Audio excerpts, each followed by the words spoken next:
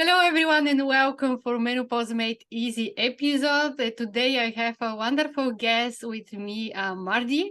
She's a specialist and expert of divorce and relationship around the divorce, and she helping the women, but I'm not sure if she work only with women or she help also men. But today, I would like to talk about a little bit about women who going through divorce during the perimenopause and menopause, why that happened, and is that relate with the hormonal changes and changes in the life in general in a woman. Thank you, Dilyana. It's really great to be here and to have a chance to talk with you again today.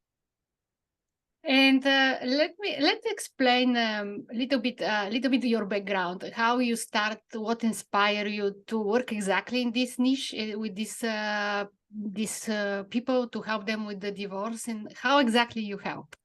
Sure. Okay. Well, wonderful. And to answer your question, I do only work with women. So I don't work with men. And my role now is as a divorce transition coach. So I really walk step by step with my clients through pre-divorce. What do you need to do? How do you get your mindset around going through a divorce? What do you need to focus on? What financial stuff do you have to have in place? What legal stuff? How do you hire an attorney?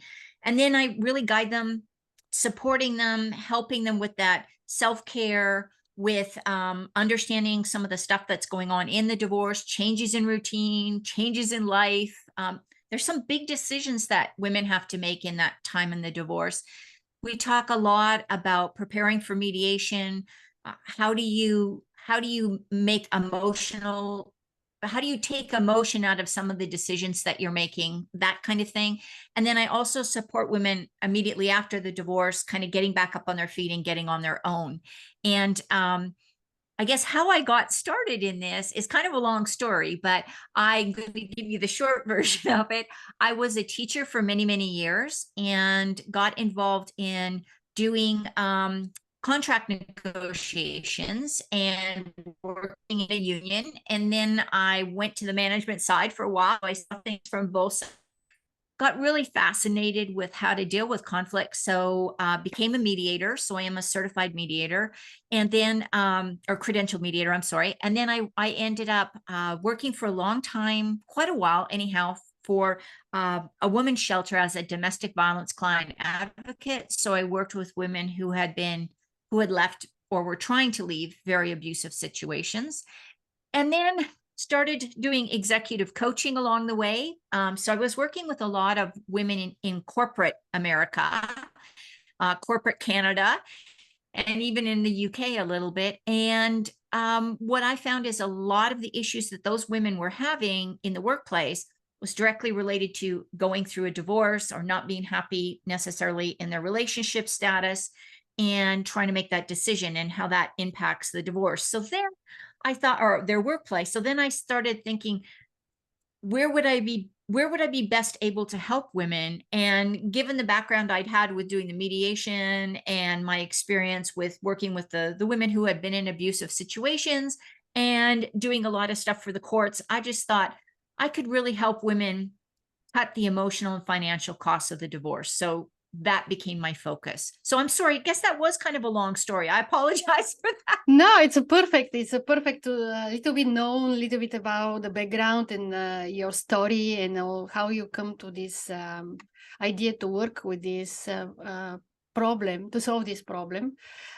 So the next question is, I'm really curious how the emotional part of the divorce and how you prepare the women with emotional stability and mental health, and how they can go through this in more peaceful way for them and more healthy way for them, if you like.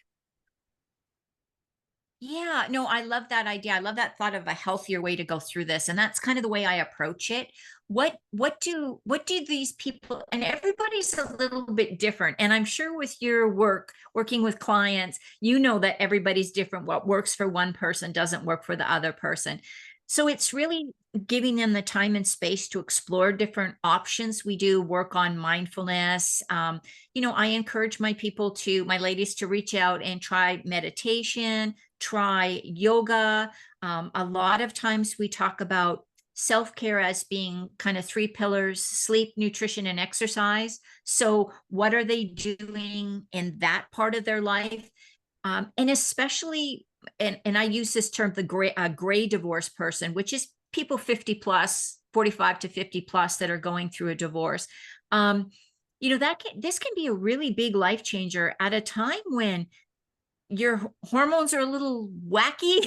You're not necessarily making really good decisions. A lot of when I went, and I've been through menopause for a while, but it was that sense of being really confused, like kind of like a brain fog for me almost. And so I understand how that you have to make so many decisions in a divorce. So having somebody that you can bounce ideas off, you can discuss your options, and you can get some honest feedback. I think that that's really helpful.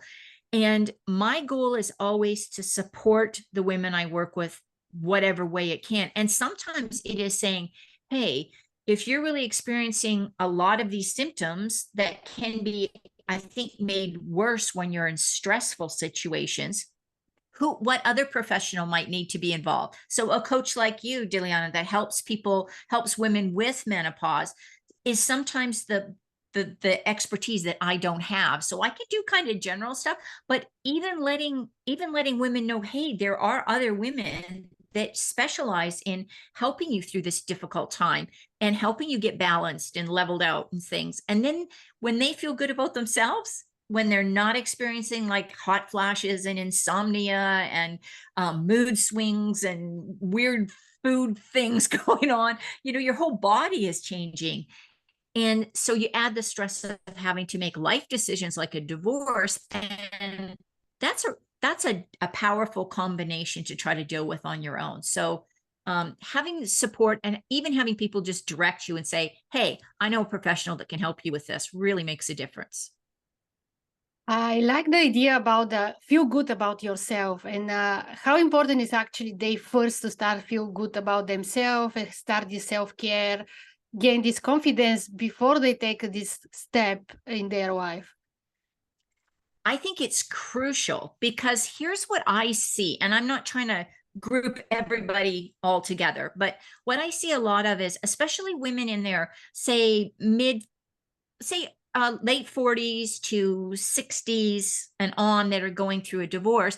Typically there's not minor children involved, so their kids are growing up and out on their own, but that you have been a mom and you have been a wife and you may have a career as well, but most women, first thing you say, tell me about yourself, they say, I'm a mother, I have 3 kids, I have a husband, and I have a job. Kind of kids, spouse, and job are sort of the 3 things we identify.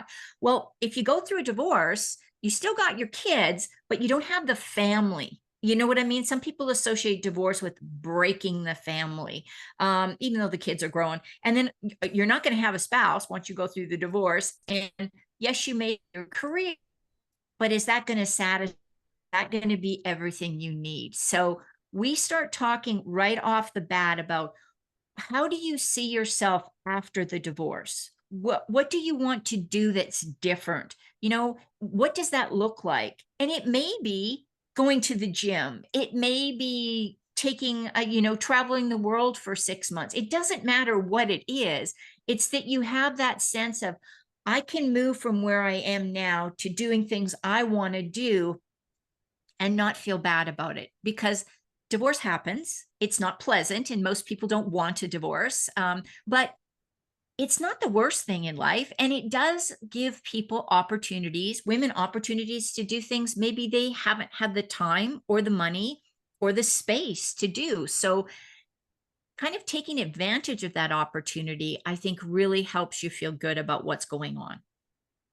If it's possible, when they start to take this self-care, shift the perspective and mindset, implement this meditation and mindfulness to change their decision. I mean, in the beginning, they may be told that it's they are not understood, they are not supported, they don't feel anymore the fulfillment and happiness in this relationship. It is possible that when they start taking self-care, they change the mind and they decide to stay actually in the relationship and work for to improve the relationship. Absolutely. So I have had 2 clients since Christmas. So it's in the spring now, but I've had 2 clients that have really focused in on themselves, taking care of themselves, and starting to make some positive changes in their life. And they are noticing that the relationship between them and their partner seems to be getting better. And so, we've had a lot of conversations about that. And it's not uncommon for people to get into the divorce and decide to at least try some kind of reconciliation. So whether it's going to marriage and family counselors or therapists, or whether it's just working together, or some people with their religious leader, or they want to work with a relationship coach. I think if you feel that there's a chance to reconnect at any point in time in the divorce, until you actually have a signed divorce paper, it's okay to say, hey, we need to just take a minute and work on this. And it's interesting that you mentioned that, because when women, I think, or men, feel confident about themselves, other people figure that out. So the partner all of a sudden goes, and it doesn't matter whether you're married to a man or woman, it makes no difference. The partner starts going, wow, this is a whole different you. Like, you're more energetic, you're more positive, you're more confident, and you're more at peace with yourself. The conflict goes down, and the opportunities to work together. So yeah, it happens. And it's so, I always get so happy for people when they make that decision. And for other people, divorce is absolutely the right decision. So it's an individual thing, but yeah, you sure can. I see when people start focusing on themselves, relationships sometimes get better. They sure do. Because I think self-love and self-respect also trigger some other respect from others, and they start to see you in a different way.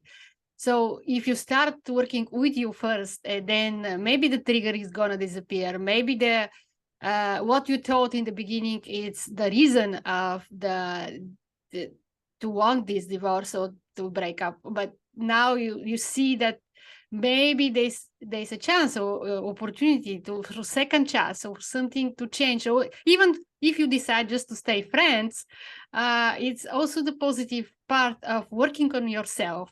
And do you use the mindfulness exercise and mindfulness a lot during the process that you help them? Or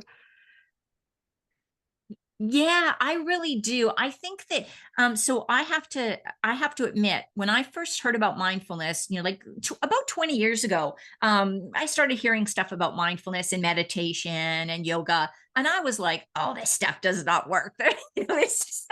and then my husband actually passed away in 2017, and I, at 55 years of age, started doing yoga, got into the breath work, got into doing mindfulness. And I got to tell you, it completely changed where I was mentally. I was so stressed out. I'd been his caregiver for 8 years. I was in menopause at that point in time, just kind of couldn't quite get the whole year without having my period. So I was ending up getting kicked back into the year count over again. So it was all kinds of crazy stuff going on. And I can't tell you how different I felt within probably a few weeks of doing yoga, breathing, and mindfulness. And the studio I went to did all of those things in the classes. So, and then I started doing mindfulness on my own, and I'm dabbling in meditation now. I'm really trying to get better at meditating, but I notice a difference on days that I meditate and days that I don't. And I only do like 3 or 5 minutes. It's a very short period of time, but I notice a difference. I'm calmer. I make better decisions. I think through things, and I don't tend to respond. Like I don't react. I respond. I give myself a moment to think. to make a decision, and then to present the information the way I want to present it, not like in a way I feel afterwards, like, oh my gosh, I can't believe I said that. I can't believe I did that. So yes, we do the mindfulness stuff. And I encourage a lot of my clients to just even get on YouTube and look around, listen to different YouTube like videos. They're free. And that gives you an idea of the kind of meditation or the kind of mindfulness exercises that resonate with you, what helps you. And then if they're interested in pursuing that, we start looking at, okay, who's somebody you'd want to work with, like one-on-one or in group sessions or something like that. So I'm a firm believer in that. And I've got to tell you, if you'd asked me if I would be saying this 20 years ago, I would have said absolutely not. But it really does make a change in my life. And that's related with kindness towards yourself, kindness towards others.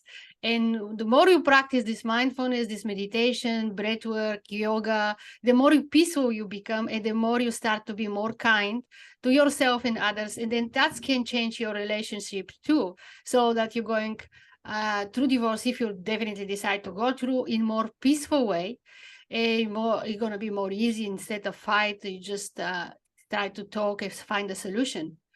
So what you can say for a woman who listen to get inspire them to take these steps for self-care and to start feel good about themselves? Well, I have got to say, if you are not doing self-care, you are doing self-harm. I really believe that. Like, you're either helping yourself or you're hurting yourself. There's no middle ground. There's no neutral. So if, and sometimes self-care is just looking at some of those habits we've got, like, and I'm not picking at anybody, but if your way of coping is coming home every night and having a glass of wine, that's not a healthy habit. I mean, there's nothing wrong with a glass of wine, but if it becomes the way that you're dealing with stress, then it obviously is not healthy. If you're not eating right, if you're not getting enough sleep, if you're not doing some kind of physical exercise, all of those things are going to harm you over time if you don't make little changes. And I heard this really cool comment, something like you only have to change something 1% to start noticing your body will notice a difference. So you don't have to go from being like a total junk food eater to being overnight, as long as you make a little 1% change, like just cut one little thing out every day or add something healthier in, and you'll really see a difference.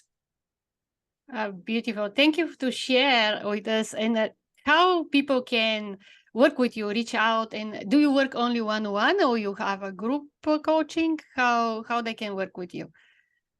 Right now, I only work one-to-one because I find that divorce is such a private issue. Most people don't want to talk about it in a group.